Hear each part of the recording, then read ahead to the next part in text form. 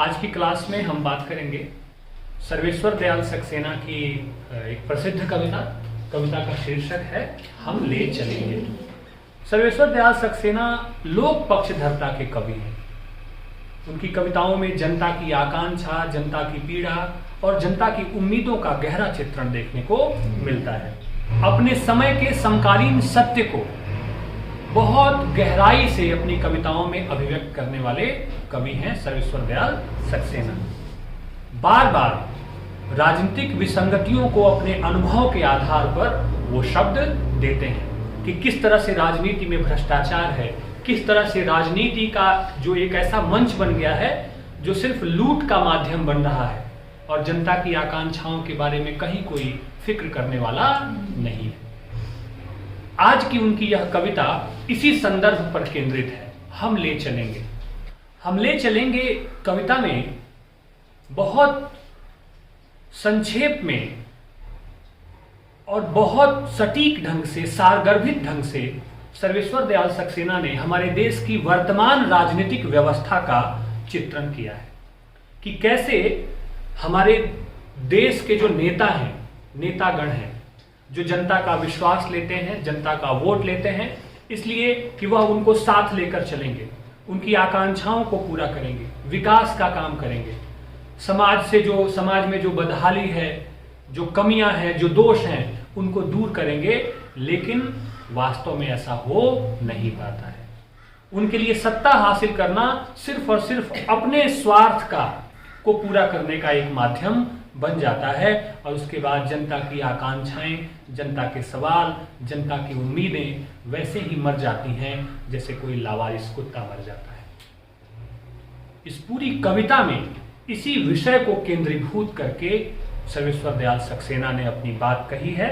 हम कविता पढ़ेंगे और फिर इस पे बातचीत करेंगे। कविता है हम ले चलेंगे। हम ले चलेंगे, चिल्लाते मिलते हैं बस अड्डे पर कुली और मंच पर नेता। सक्सेना जी ने कुली और नेता की तुलना की है कि जब कभी भी आप बस अड्डे पे जाइएगा तो वहां आपको कुली मिलेगा जो कहेगा कि हम आपको ले चलेंगे, आप अपना सामान दे दीजिए, हम आपको आपके गंतव्य तक छोड़ देंगे। और वैसे ही मंच पर क्या मिलेगा? नेता मिलेगा, भाषण करता हुआ कि आप अपना हमें वोट दीजिए, आप हमें अपना विश्वास दीजिए, आप हमें अपना आशीर्वाद दीजिए और हम आपको ले चलेंगे। कहां? विकास की नई राह पर। हम आपकी सारी समस्याओं का समाधान कर देंगे, विकास की गंगा बहा देंगे, कहीं कोई बदहाली नहीं होगी, सब कुछ चारों तरफ खुशी ही खुशी होगी ना। और इस तरह के बड़े बड़े वादे, बड़े बड़े दावे मंच पर खड़ा होकर नेता करता है। लेकिन वास्तव में वो जो वादे हैं, वो जो दावे हैं, वो जो दिखाए गए सपने हैं, जनता के आगे छोड़ी गई जो उम्मीदें हैं, उन उम्मीदों का क्या होता है? क्या सच में वो उम्मीदें पूरी होती हैं? नहीं होती हैं। कैसे? जवाब दिया आगे। देखते ही देखते सिर पर से बक्स गायब हो जाता है और मंच से जवाब। बहुत ऐसे शातिर कुली होते हैं जो बस अड्डे पे या रेलवे स्टेशन पे जनता से कहते हैं कि लाइए आप अपना सामान दे दीजिए, हम आपको आपके गंतव्य तक छोड़ देते हैं। और बहुत प्यार से, विश्वास से उनका सामान ले लेते हैं।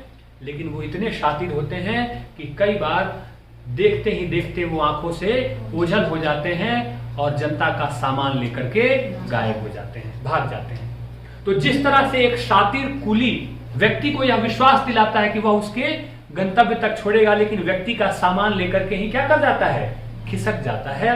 वैसे ही मंच पर खड़ा हुआ नेता लोगों को, समाज को, जनता को यह विश्वास दिलाता है कि आप अपना साथ दीजिए, अपना वोट दीजिए, अपना आशीर्वाद दीजिए, हम आपको विकास के रास्ते पे ले जाएंगे, हम आपके सारे उद्देश्यों को पूरा करेंगे।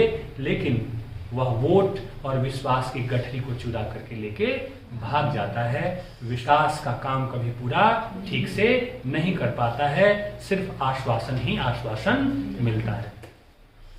आई बात समझ में? और फिर आगे कहा सिर पर से बक्स गायब हो जाता है और मंच से जवाब। मंच से जवाब गायब होने का तात्पर्य यह है कि जो उत्तरदायित्व है, जो जवाबदेही है उस नेता की, जो सत्ता में आने से उसने पहले किया था, वो सारे जवाब क्या हो जाते हैं, खत्म हो जाते हैं। जो जन कल्याण के वादे वो करके जाता है, जो ख्वाब वो दिखाता है, जो उम्मीदें वो दिखाता है, जिस विकास की वो बातें करता है, वो सारी चीजें धरी की धरी रह जाती हैं और मंच से जवाब गायब हो जाता है, यानी कि उत्तरदायित्व या जवाबदेही खत्म हो जाती है। उसे इस बात की फिक्र नहीं होती है कि उसने जनता को क्या सपने दिखाए थे और जनता से क्या वादे किए थे।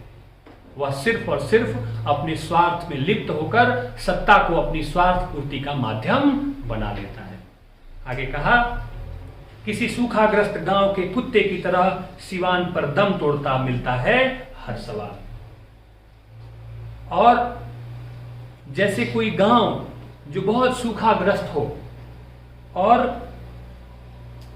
सूखे से बर्बाद हो चुके, जैसे किसी गांव की सीमा रेखा पर भूख प्यास से तड़प तड़प कर मरा हुआ कुत्ता मिलता है, दम तोड़ता हुआ कुत्ता मिलता है, जिसे कोई पूछने वाला नहीं है, वैसे ही मिलता है हर सवाल।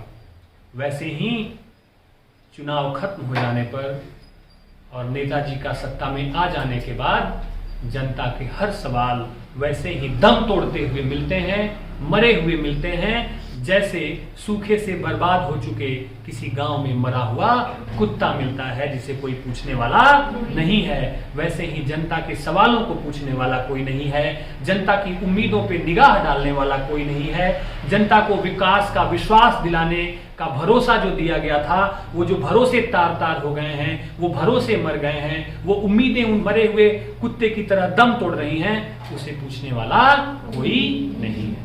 आई बात समझ में? तो मरे हुए किसी सूखाग्रस्त गांव में मरे हुए कुत्ते की तुलना किससे की है कवि ने? जनता के सवालों से की है, कि जैसे उस कुत्ते को कोई पूछने वाला नहीं है, वैसे ही जनता के सवालों को कोई पूछने वाला नहीं है। ठीक है, जनता के सवालों पर ध्यान देने वाला कोई नहीं है।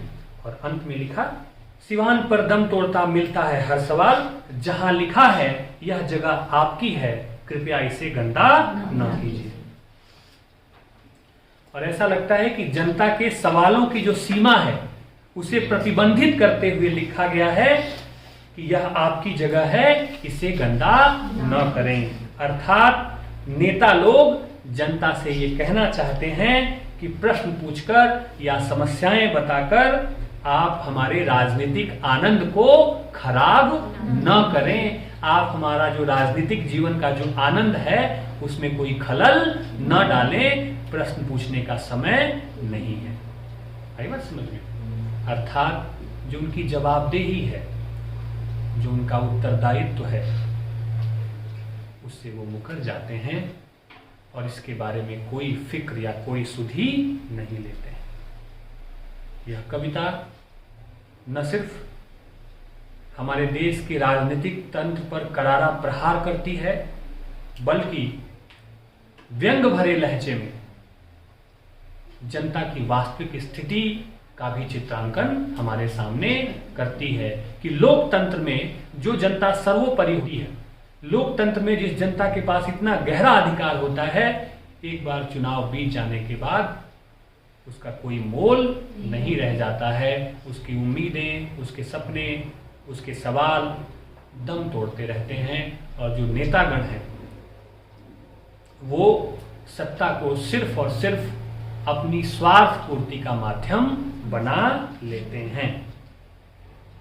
ठीक है, तो कुल मिलाकर आप कह सकते हैं कि यह कविता करारा व्यंग करती है कि भारत की जो राजनीतिक व्यवस्था है, उस राजनीतिक व्यवस्था में एक आम आदमी की उम्मीदें, एक आम आदमी का सपना, एक आम आदमी के भीतर पल रहे विकास की परिकल्पनाएं किस तरह से दम तोड़कर मर जाती हैं, यह कविता उसी तरफ संकेत करती है। और बड़ी बात यह है कि इस तरह की कविताएं हमेशा प्रासंगिक होती हैं, हमेशा से समाज को एक नया आईना दिखाने का काम करती हैं।